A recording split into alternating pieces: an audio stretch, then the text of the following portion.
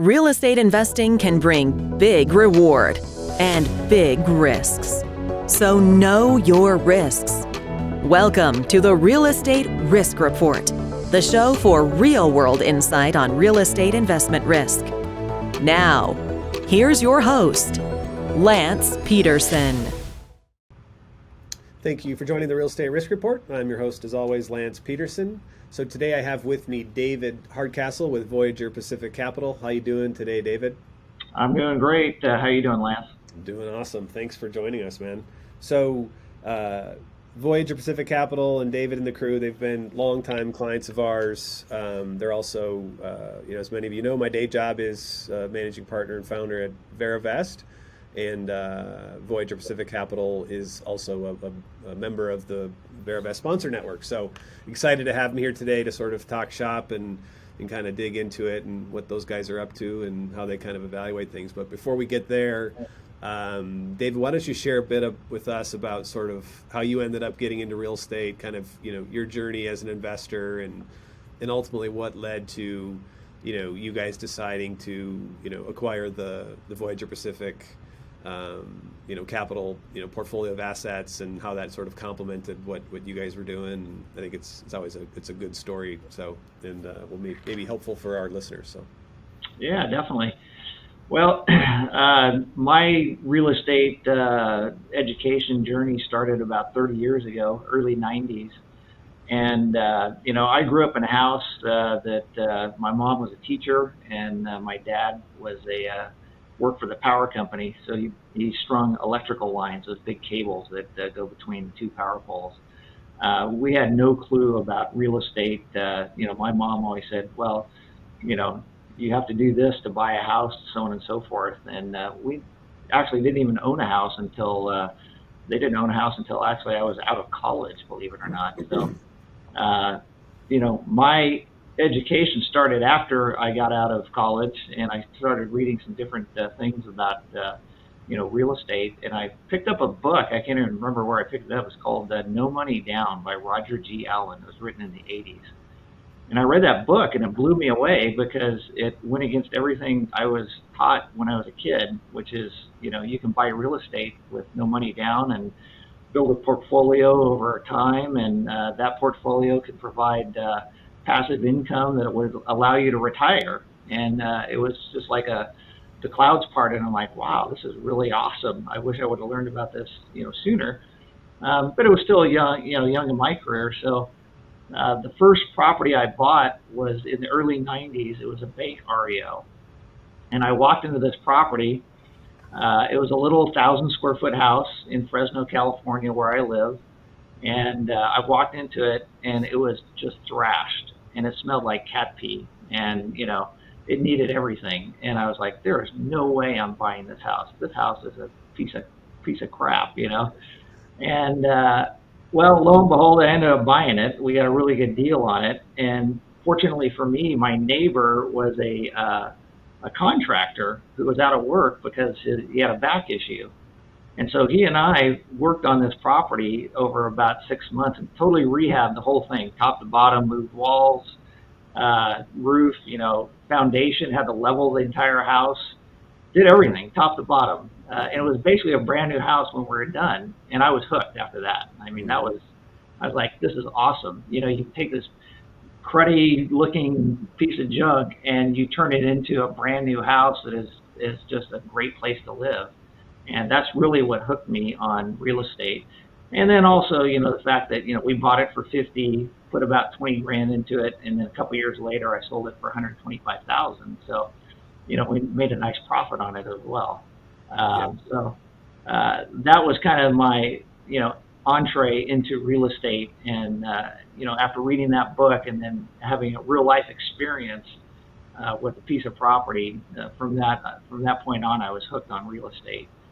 And then, from there went to, doing that on a regular basis, getting into multifamily and, small multifamilies and fixing those up and renting them out and being the property manager, which is always a good, lesson to learn, actually doing the property management yourself so you understand what's going on, with that on a day-to-day basis, and how to work with tenants and all the issues with tenants and so on and so forth. And then in the 2000s, I started actually building some houses from the ground up. I like the idea of designing houses and taking a lot and having something come out of the ground, and that whole creative process.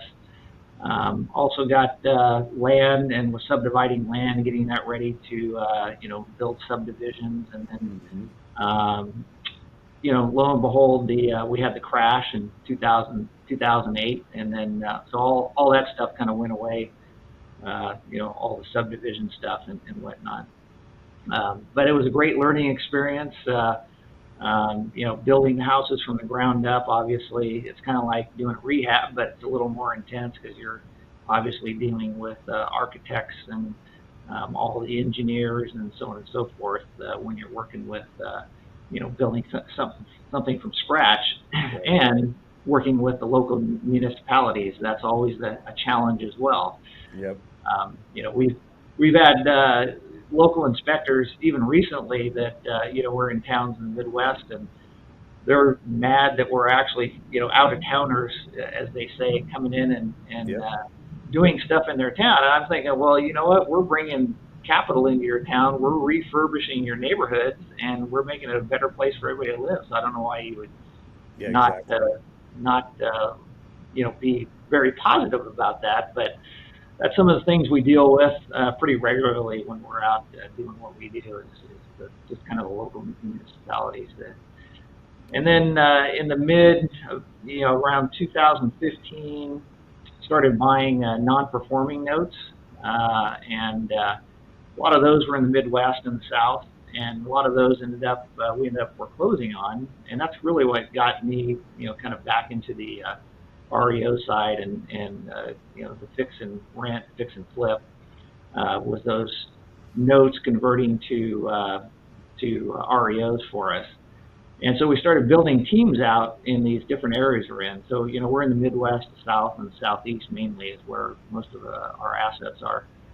And so we started building teams out in these areas, and we ended up over 5 years transacting on about 400 different properties in those areas, and either fixing and flipping them, depending on what the equity was on them, or fixing and renting them. And we have a formula for that we use to decide whether it's going to be a fix and flip or fix and rent. And we prefer the fix and rent, especially the single families, which is what we focus on mainly, because that's really a hot market right now, the single family space. And they're not building them fast enough to accommodate all of the demand that's out there. So when we can get them and we can convert them into rentals, we don't have any problem renting them out in any market we're in right now. And so a little over a year ago, we're acquiring properties, and we acquired some properties from Voyager Pacific Opportunity Fund 2, and got to talking to Stephen, the manager at the time, and he was interested in possibly selling, the whole portfolio. And so we started discussing that, and that's how the whole thing came about last year. It turned into a purchase of some of the assets to us actually taking over the management of the entire fund. And it worked out really well because we were already in that space, mainly single family rentals, small multifamilies. We're already in the same locations geographically, so that worked out well. We already had teams in those areas, so transitionally it worked out. It was really a good transition. It was a good change for the fund, because we already had the folks in those areas that were needed. And the other thing we had too, a lot of good infrastructure, a lot of good people on staff to help run the day-to-day operations, because Stephen had grown the fund so quickly over 5 years that he spent his time purchasing properties and trying to stay on top of that, and also dealing with investors. And so when you grow super fast, a lot of times the infrastructure doesn't keep up. And it's always a step, kind of a stair step anyway, Yep. in any business, there's that growth and then you got to catch up. And so we kind of caught him at a good spot where, he needed infrastructure and we were able to bring that infrastructure at that point. So it was really, really good timing all the way around for everybody. And that's where we're at now with Voyager. We are going to be introducing a second fund. It's going to be Voyager Pacific High Yield Fund 3, which that'll be we'll be introducing that here in the next few weeks, and that will be focused on more value add, larger projects. Where Voyager Pacific Fund 2 is focused on basically income and growth. So it's monthly income. If you want steady cash flow, that's Voyager Fund 2. Voyager Fund 3 is going to be more looking for higher yield type projects, larger multifamilies, maybe some larger commercial projects, longer runways as far as the turnaround on the getting projects turned around. It could be 24 to 36 months before it's actually turned around. So that way we have a nice balance between the two funds. And Fund 2 also is an unlevered fund, which is fairly unusual, but there's no leverage on any of the assets in Fund 2. And so that's very, appealing to a lot of investors, the fact that we don't have any bank debt on the fund. And so if there's a major crisis, financial, we can easily weather it and kind of sail the ship to the other side of that financial crisis. Where Fund 3, we will use leverage in Fund 3. So depending on what investors are looking for, whether it's, a super safe, unlevered fund with this just monthly steady income at a 10 pref that we offer, we've got that. And then with the new fund, we're going to offer leverage and maybe a slightly higher return. No, that makes sense. Having sort of, because it's always interesting, when you convert the asset strategies into some what I call investment product that's consumed, things like leverage, no leverage, those things. It's a different audience. They have different needs, and it makes sense. And so we always talk about on the show a lot, right? Is that everyone's individual portfolio has jobs that need to be done. One of those jobs is it should be generating some kind of income, cash flow, and then you want to have investments that have a growth component. Of course, that usually means that there's more risk there as well. I mean, to get the growth and so you have the stock market, which you get volatility, but the potential for growth depending upon what you're investing in, obviously, and but those are the things that because if you'd add leverage to Fund 2 as an example, it's almost like it's a whole different set of investors then, right? Because a lot of people who love that is that's what they love about it, and right now it's kind of the holy grail, to find a really, what is pretty high yield in its own right, obviously with a 10 pref unlevered, but when we dig into it, and I think this is sort of where we can kind of talk about, is that the strategy that you guys have employed to do that, right, is that these are, when we talk about the fix and rent, these homes are what, $150,000. They're smaller homes, right? So you've got a ton of assets in that portfolio, and they're all very small, relatively speaking, correct? That's correct, yeah. So we've got about 1,200 units as far as the rental side goes, and then we've got another 1,500 pieces of vacant land that we actually sell, on terms. And so those are kind of like rentals. We're kind of renting the land, and typically about a quarter of those we foreclose on and resell. So it's kind of like, they're constantly turning over. But on the rental side, the properties, 100 to 150 would be like a mansion in our portfolio. Typically ours are in the $50,000 to $75,000 range, the properties that we have. The nice thing about it, though, is the cap rates. Our cap rates are in the 12 to 15%. And usually when we're looking to buy properties, we're trying to get as close to 15% cap as we possibly can after everything's said and done. And that's why we can, do a 10 pref and still have a nice return for everybody. But in terms of so when you guys acquire these, because your acquisition strategies where maybe you bought what tax lien or something that was you're then able to sort of take the property back because you're in sort of first position, or like you said, through sort of non-performing notes that you then foreclose out on. And then, I mean, are those still sort of the ways that you go about acquiring those? And then it's just a matter of trying to get them fixed up enough to put a renter in there? Yeah, so originally we still do buy tax liens and foreclose on those and get the properties. We just bought a whole bunch in Cleveland. And so we expect, quite a few of those will convert into actual REOs for us and rentals eventually. And then the other way we acquire properties, we look for, larger groups of properties, whether that's a guy that's in his 70s that's, been managing a personal portfolio of 50 to 100 properties. That's a great target right now because you have all these baby boomers that are retiring, right, and moving to Florida, especially in the Midwest. Yeah. And so we're finding these, and we can go in and we can buy a whole portfolio of already rented properties. They may need a little work, they may not. So that's one of our strategies. And we also have local wholesalers in all these markets. We have property managers that bring us deals on a regular basis. We've got a group in Detroit right now. They're older and they're kind of closing out their portfolio of properties. So we're picking up a lot of properties in Detroit right now at a very reasonable price.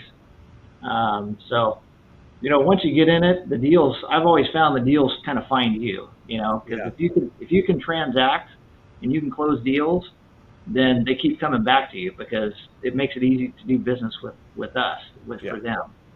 And so whenever we go into contract with somebody, we're going to close that deal no matter what, because we've done our due diligence. We're going to do it, and that really creates this great relationship with our the folks that feed us deals, and they want to keep bringing us more deals because they know we're going to close. So it's not like they tie it up, they spend a lot of time with us, and then right before close we walk. We never do that, almost never. I mean, we do from time to time if we find something crazy at the very end. But if you do a deal with us, we're going to close it, and we just like that, relationship. And then, like I said, that just brings more and more deals, and it makes deal sourcing super easy as you build up your portfolio.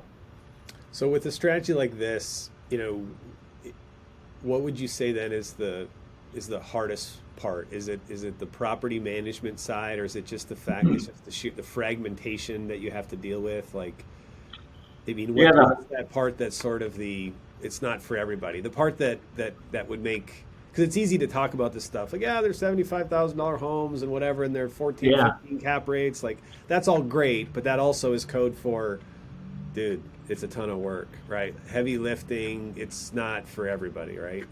There's a ton of work. Don't let anybody tell you otherwise. You do all the numbers and it sounds all rosy, and you have all these gurus telling you all this stuff. It's a lot of work, and you got to stay on top of it. Probably the hardest thing that we found, especially with as many assets as we have, is staying on top of property taxes. That is probably the hardest thing because every municipality is different. So there's not one source that you can go to and say, okay, I'm going to pay all my property taxes. And when you've got, more than 50 properties, that's a lot of stuff to keep track of. And we've got, close to 4,000 assets we got to keep track of. So that's probably the craziest thing is keeping track of those, because there's something like 3,300 counties in the country, and I don't think one county does their property taxes exactly like another county. Yeah. They're all different, Yeah. And then in addition to that, it's just all the details. Like I said, you're dealing with municipalities. So like in Ohio, they just passed this lead law. So, every rental property's got to be, inspected for lead, and it's got to be certified. And now you can't even foreclose on a property, or not foreclose, but evict a tenant if it hasn't been inspected for lead now. So you've always got, the government throwing you additional things that you got to keep track of. If it was just collecting rent from somebody and fixing a broken pipe every once in a while, that's pretty easy. But you got all these other things that you got to do. Cutting the lawn on these properties. If you don't cut the lawn, in a lot of these municipalities, you get a fine. I mean, and they'll follow, behind, or pulling in the trash cans, Yeah. If you don't pull in the trash cans, and, it's up to the tenant obviously to do that, but they fine the owner of the property, not the tenant. We're not pulling in trash cans in some of these municipalities. So it could be a $500 fine for not pulling in your trash cans. So, we've set it up where we've got, somebody following behind the garbage truck to make sure all the trash cans are pulled in the next day. Just crazy stuff like that. That all these little minute details that they really don't talk about when you're going through a lot of these guru trainings. Yeah, exactly. Yeah, exactly. And it's of course that it's just like this. Like, there's not a bunch of, the good news for me is that there's not going to be a bunch of podcasts, that are waxing poetic about the risks inherent to real estate investing. There's not going to be much competition there because, frankly, it's that stuff doesn't sell, right? It's not as interesting. And I think that's why we do this, is to say it just, the operator makes the difference, right? Like, it's easy to talk about this stuff and and returns and to fall in love with that kind of stuff, or pretty pictures, or whatever it is that sort of lures you in. But ultimately it does come down to figuring out, like, who are the people behind this, and what's the method to their madness, and how do they do this, right? Because it is great. I mean, it's easy to talk about, hey man, you can get double-digit return, paid monthly, across a diversified portfolio of 4,000 assets. I mean, we all know we love diversification. That's, we've been taught that from day one, right? Like, you should diversify. So that makes sense. But it's like, ultimately, this same strategy being executed by someone, not named David and his team, right, could be an absolute unmitigated disaster, and it probably would, right? And so it's these little things, like you said, is that, and I think too, like you mentioned, like with Steven, it's just on the acquisition side and raising the capital and just getting it to that point, and then to bring in sort of more of that operational, expertise, because you have teams. So where I'm going with this is I've always been curious, like with the property management then, because you guys are more often than not engaging third-party property management firms, right? How do you guys handle that? Do you have some people that are sort of, your employees that are, closer to the assets, like asset managers, and then you've got third-party property managers, or are you guys now doing more of the property management on your own? Like, how do you solve for that? Yeah, we have a mixture of both. So we have property managers in most of the markets, and then in some markets we do the property management ourselves. We started that a few years back because I've always found that, in any of the markets that we've been in, property managers are like contractors. I always say about 1 in 10 are worth anything. Yeah. And I don't want to offend any property managers or contractors, but that's the truth. Anybody can hang a shingle out there and say they're a property manager, but most of them aren't very professional and very good at what they do. Fortunately, we've got really good ones in the markets that we're in. So we've found the diamonds in the rough. Stephen and his staff did a really good job of that. So we inherited some really good ones when we came on board. And then in the markets where Stephen was already managing, the properties, we took that over because we were already doing that anyway for our personal portfolios. So because we had found that it's easier for us to do it, and we get better results when we do it ourselves. We're good at it, so why not do it ourselves? And so the nice thing for us is, if we find that a property manager is not performing well and we need to replace them, well, we have the perfect group to replace them with, and that's us, and we know it's going to get done right. But fortunately, the ones that we're using now, for the fund, they're good, and obviously we stay on top of them every day.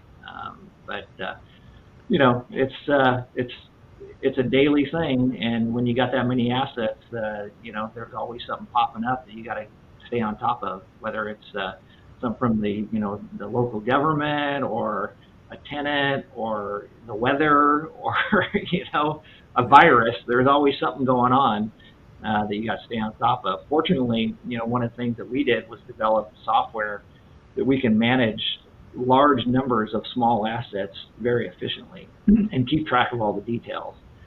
And so that really makes it, different for us that, we can pull up any asset in the database, in the portfolio and find out all the information on it that we need to know and set alerts for, various things that need to happen with it and so on and so forth. So, technology, I know you're a tech guy, and the platform that you developed is very, very good at doing what it does and helping folks find what they're looking for. And we've used technology in a similar way to help us do our job better.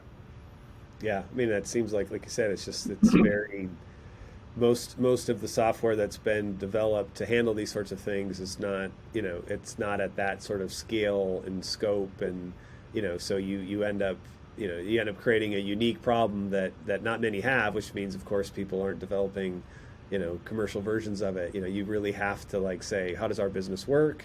Build that technology to keep the details straight. Because that's really what this comes down to create that end user, like we keep talking about, the double-digit return, all that stuff, to manufacture that product, which is this, an equity interest in a partnership that holds 4,000 assets. This is what it takes to deliver it with consistency.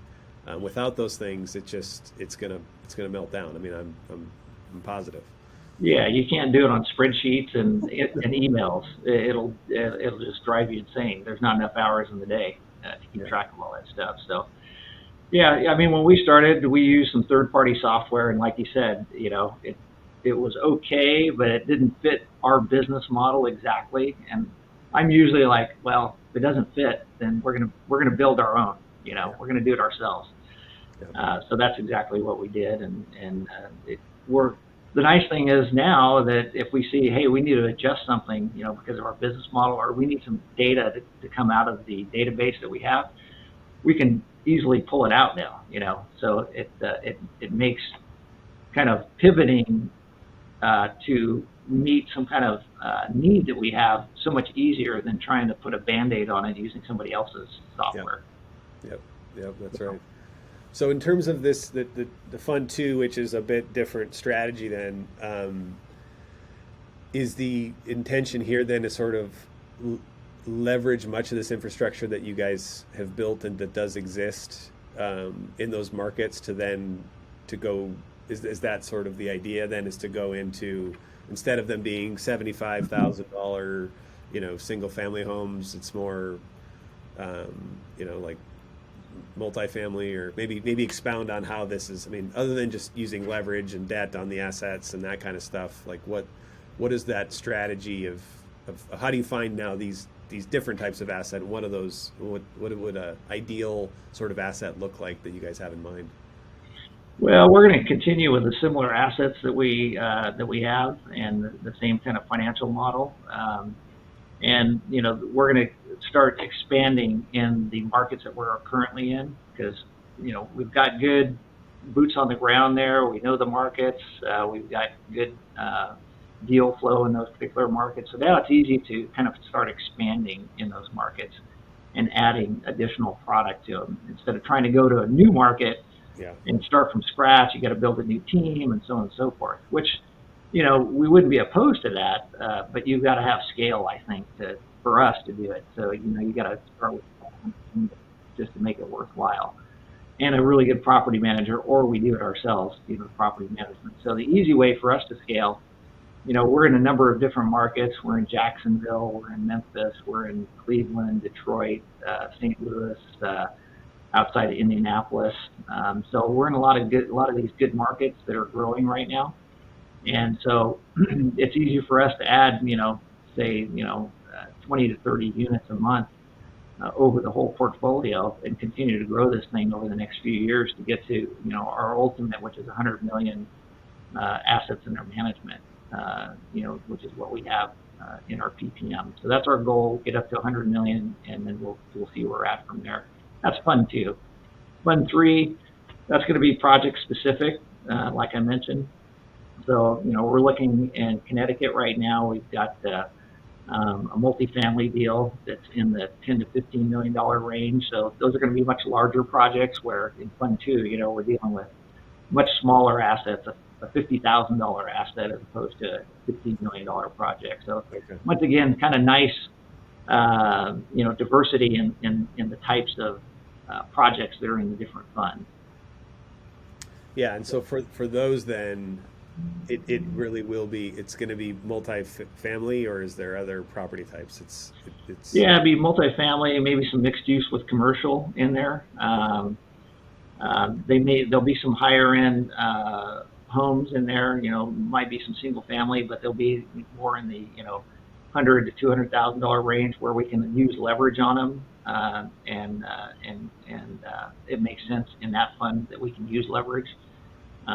And so on those, we'd be looking for higher appreciation on the single family homes, because obviously the rents, if you're getting $1,500 a month on a $150,000 home, you're not going to have a 10 pref on that ultimately.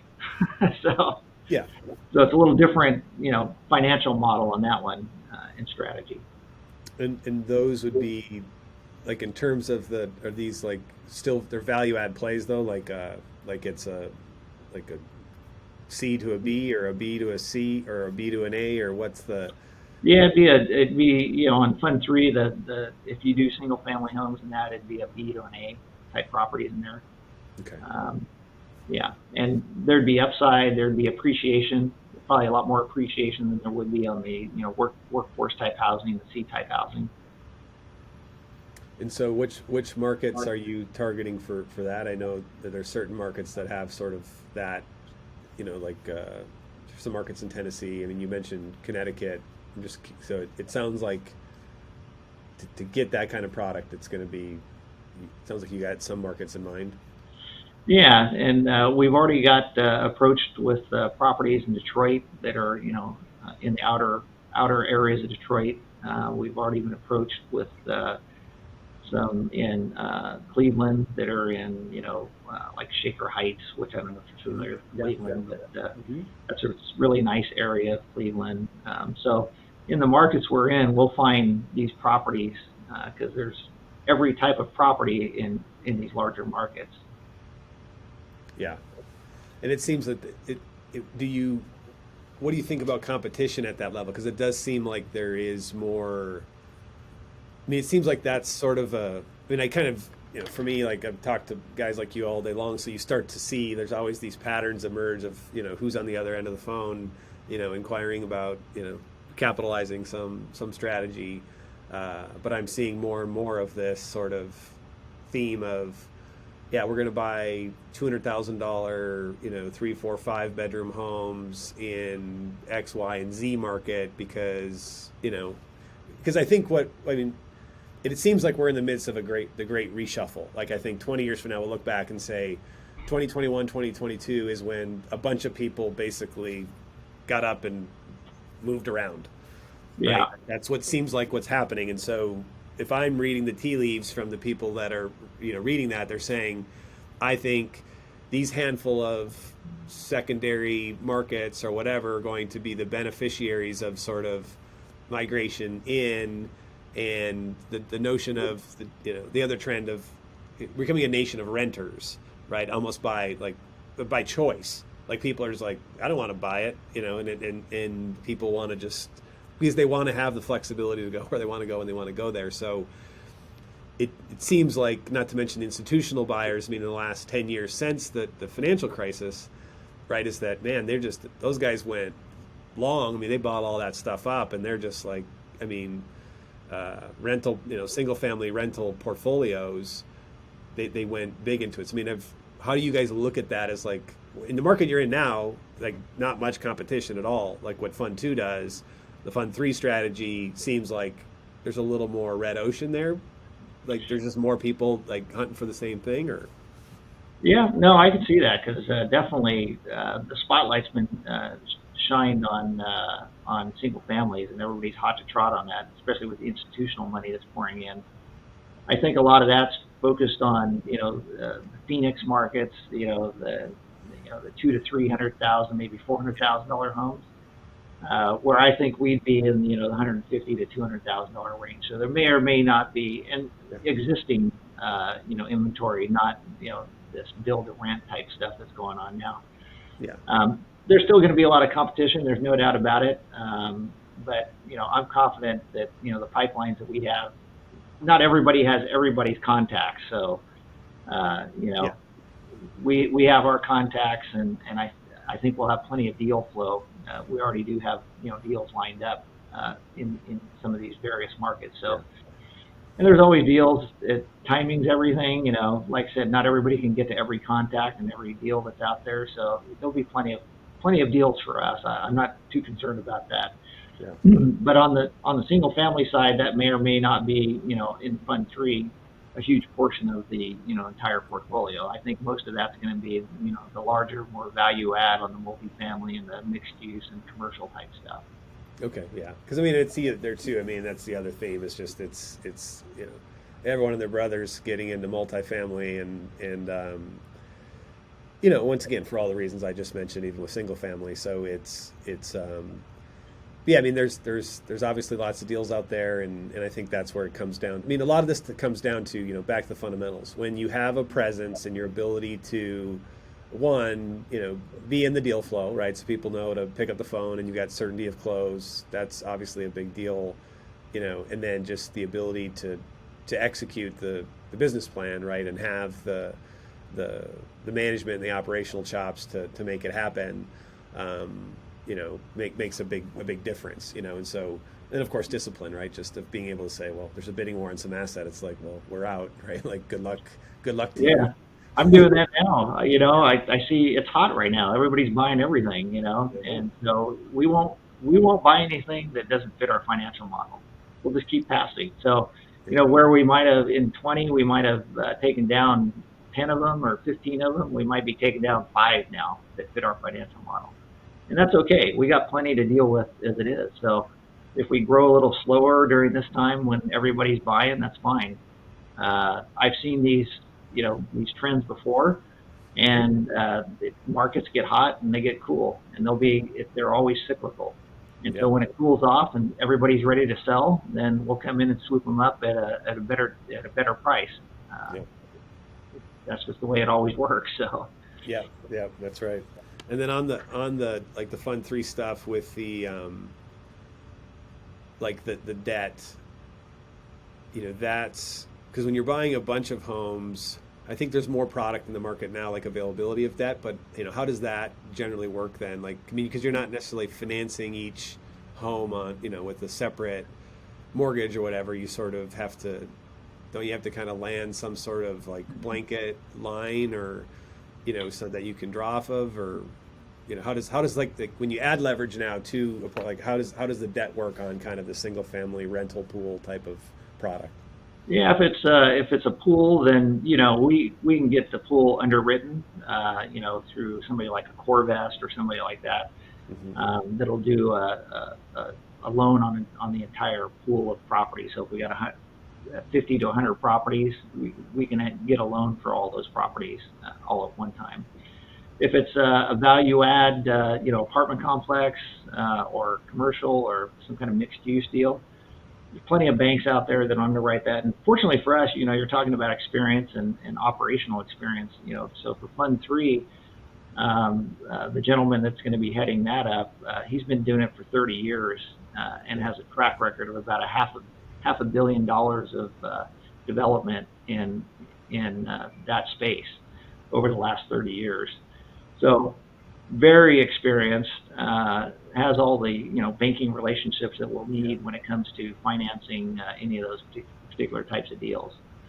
Yeah, and it's the good news on that side, it's far more prevalent these days on the commercial multifamily types of assets. I know that there is more on the single family too, but it's always, the financing can always be tricky. in any market, right? And just trying to get the good terms and good debt with good lenders, and because it's sort of, I think sometimes people think that aren't necessarily in the business that it it's not always that simple. Like, it's more readily available, but not all debt is created equal. That's another thing that you have to pay attention to, is that and sometimes people, it's a mismatch in sort of the debt that they have in terms of what, like prepayment penalties and yield maintenance and, all these sorts of some scary things, right? It's just understanding, what kind of debt it is. Not debt and leverage aren't of the devil, and it's but it's not all created equal. I think it's just an important thing to keep in mind with all this stuff is that you can't.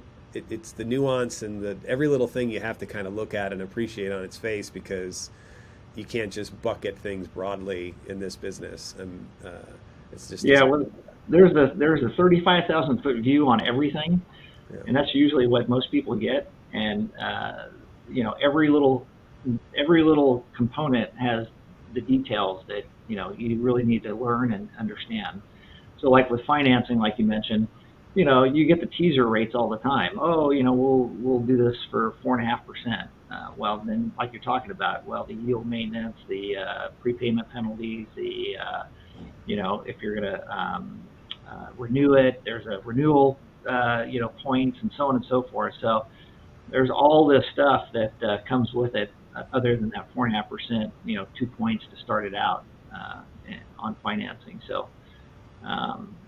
It's just details, and a lot of it you just got to learn by doing. I'm the biggest proponent of that. Is you can study as much as you want to study, but until you get in there and get your hands dirty and scrape your knees and your elbows a little bit and learn the hard way and make some mistakes. People are afraid to make mistakes now. I look at this kind of society in general, but everybody's been taught that making mistakes is a bad thing. Well, actually, making mistakes is a good thing. There's no better way to learn than making mistakes, because then you don't do it again. Yeah, that's right. No, I think you got a good point. I mean, I think that and I think that that's too when you come to this sort of investor and sponsor or manager relationship, is that I think that's a big mistake that a lot of emerging managers and sponsors make, is that they're afraid to just. I mean, I call it, just being more transparent or whatever, but they're afraid to sort of share bad news, or like as though they're perfect and nothing ever goes wrong, which and I guess that's why I spend so much time saying, like, this stuff is a lot messier than you think, right? I mean, you have to be prepared for that. You can't generate a double-digit return. I mean, there's things can and will go wrong. That's why you got the 10% return, because there's risk that exists, and then and so it's like you're going to do things and try things that aren't always going to work out, and being able to share those things. And once again, on the investor side, don't freak out when someone goes and shares, like, hey man, that house, like, it burned down, right, and it turned out that the insurance lapsed or whatever, like, as though that's the end of the world. Not that no one wanted that to happen, not to say that would happen or did happen, but like, that's, to your point, we talked about how much operation, how many moving parts there are, like, forgetting to pay the property tax or something slipping through the cracks or whatever, like, that stuff can and will happen, and it's not good and no one likes it, and it's a bad day, but, right, like, that's the kind of stuff, and not disclosing it or not being open with those things, it's a really bad idea for manager sponsors, and freaking out about it when you're the investor, it doesn't help, because then it just tells them, don't share bad news with me, I only want good news. Yeah, no, that's true. And, I would say that, kind of like we talked about, it's about experience. So, we've got a ton of experience managing these types of assets on a daily basis. So we've already skinned our knees and our elbows, even before we, got to the Voyager fund. So I think that's super important, is what kind of experience do the managers or anybody that you're dealing with have that you're going to work with. And that's why I like Fund 3. Phil, our guy that's going to head up Fund 3, he's been doing it for 30 plus years. He knows all the ins and outs. He loves dealing with the local municipalities and all the red tape that he's got to jump through to do that kind of stuff. And he's done it very successfully. So when you're looking, for folks to kind of align yourself with, those are the ones. In fact, I saw a good quote the other day. I think it was on some site that I was kind of scrolling through, but it was I forget who it was from, but it says if it depends on who you surround yourself with the types of people that you want to end up being like. So if you want to be a millionaire, surround yourself with millionaires. If you're around 5 millionaires, you'll be number 6, and if you're on the other end of it, that's what you're going to end up being. So experience is super important because, like I said, folks have already kind of skinned their knees. They've already, worked out all the issues, and now it's to the point where, hey, we're just growing the thing and being super efficient because we've already, dealt with a lot of these issues and made the mistakes along the way over the last 30 years. Yeah, that's right. Yeah, and that's what I'd say too is that it's a form of risk mitigation. I mean, experience you de-risk things, and that's why I say it doesn't mean that emerging sponsors or managers are bad. What it does mean though is that you need to be compensated for that because the risk is greater, right? So the lack of experience means, that risk premium must be applied, meaning I need to get more. And, and the way that it works, we live in sort of a free market, capitalistic society. That's generally how it kind of works, is that the new and up and coming guys realize I don't get to take as much, right? I've got to share more. And that's ultimately what they're doing. And the guys that become more experienced, right, they've earned the right because they've de-risked it. So their experience is compensated by having, maybe the profit split above whatever isn't as, it just, that's where every guy's going to be like, what's market? And I'm like, okay, well, the answer is it depends, as always. And you're just thinking about it the wrong way, right? It's like, I got to take all the variables into play before I can tell you what I would want. And once again, it's just one man's opinion. So I'm saying, what would I expect to be compensated as an investor, a passive investor, given that strategy? Given that strategy, that market, that management leadership team, that, well, it's going to be a different answer if you say 30 years experience, and I'm going to be like, well, I'd expect this because I already know that by its very nature that they probably will want more or whatever, right? And then that's when you start to figure out just, if you're getting a really good deal or not, what I call an above average risk adjusted return. If you get really experienced people that are willing to be very generous with sharing of their fees, that's the holy grail. And those guys, they exist. Some people are like that, it just, that's why you have to learn. You can't get into this business and be a passive investor without ultimately learning all these things, or at least to sleep well at night. Even once again, even for the Verivest stuff we do, it's just a component of it. I can tell you they're not crooks. I can tell you what their background check is. I can tell you that whatever they said they've done, and I can tell you that all the money's going where it should be going. I can tell you those things. But whether or not what they bought and what they did and whether the numbers are trending up or down or meeting whatever, dude, I have no idea, right? We're all waiting to see what the outcome is. But that means before you put the money into it, you need to basically, figure that out on your own, or find someone who knows how to do it. And they'll probably want you to pay them to do that. That's exactly right. Once again, like we talked about with loans and everything else, there's a 35,000 foot view, and then there's the details below that, and the variables are all different. And so it's hard comparing, apples to oranges a lot of times, one fund to another or one deal to another, because the variables are always a little different. So that's where you really got to do your homework for sure. Yeah, that's right. And that's why I tried not to. I mean, it's it's okay to generalize things so that you can organize them and bucket them. I'm looking for things like this, and then you get into it. But, and a plug for my ebook, go to verivest.com and you can download the definitive guide to, real estate due diligence guide for passive investors, right? So it's having a method to your madness as to how you evaluate these things is a good idea, and, a good approach to how you do it, learning these things. There's stuff out there. So I'm a huge systems guy, and that's probably like your book is a system. I love systems because it just makes things repeatable and more efficient. And that way you can always plug in new things into those systems. So whether it's personnel or projects or deals or whatever. So that's one of the things that we implement in everything we do as systems, so we can repeat things like that and try to make it easier to do that homework on an ongoing basis, whether it's analyzing deals or whatever we're doing. Make it repeatable. I always say I want our business to run like McDonald's. They just pump out Big Mac after Big Mac after Big Mac. So if you buy it here or you buy it across the country, it's the same thing. Yep. And they do that because they have great systems. And so that's what we try to do in our business as well, is implement great systems. Yep.